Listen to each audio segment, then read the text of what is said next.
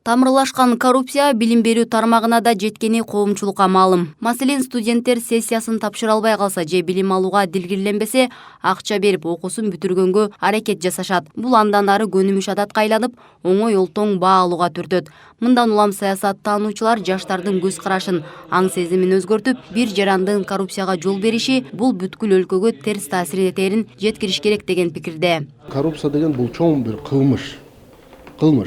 Экинчи жагынан боло турган болсо, бул көйгөй биздин ошо кыргыз элибиздин улуттун бул гендирин кесе турган, улуттун ошо келечегибизге балта чаба турган көрүнүш болуп атат.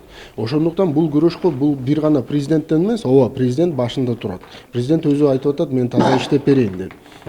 Бирок бул бир гана президентке тиешелүү эмес.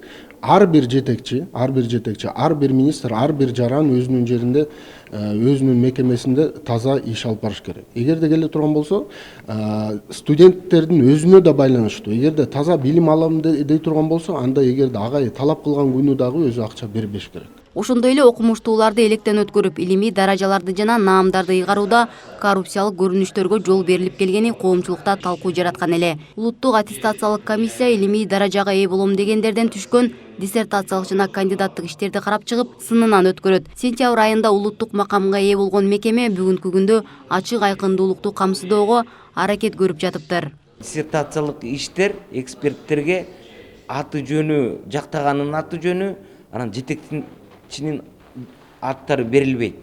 Тем эле анан иш берилет. Эксперт ошону экспертиза өткөрүп атканда билбейт ким жактады муну. Жетекчиси ким. Ошого ал уже ал менен байланышууга же ал чыкканга билбейт.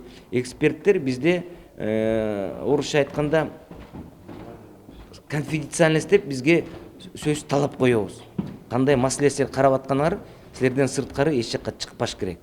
Эми ошол иш-чараларды өткөзгөнгө аракет кылып атабыз. Санаа риптештирүүнүн алкагында адам факторун азайтып, паракорчулукка жол бербөө максатында азыр автоматташтырылган система билим берүүдөгү коррупцияны ооздуктоодо бир кыйла натыйжасын көрсөтүп жатат дейт адистер. Буга жалпы республикалык тестирлөө мисал болуп бере алат. Бирок дагы да болсо коррупцияны түп тамырынан жоюу үчүн студенттер, окутуучулар жана окумуштуулардын катышуусунда ачык талкуулар уюштурулуп турушу чоң мааниге ээ. Бир 10-15 жылдан кийин ошол жаш кызматкерлер негизги мындай кызматтарды ээлеп калат да, ошолор аныктайт да.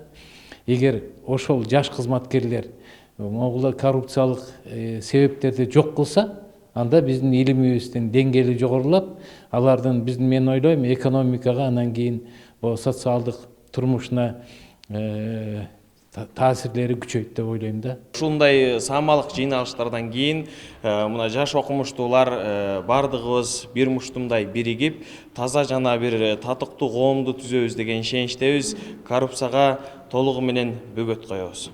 Өлкөдө билим сапаты боюнча алдыңкы сапта турат делген орто мектептердин жана жогорку окуу жайлардын рейтингтери жарыяланып жүрөт. Талдоочулардын баамында жакында эми коррупцияга жол бербеген билим берүү мекемелеринин тизмеси түзүлүшү керек. Ошондой эле буга ар бир жетекчи кызыктар болушу зарыл.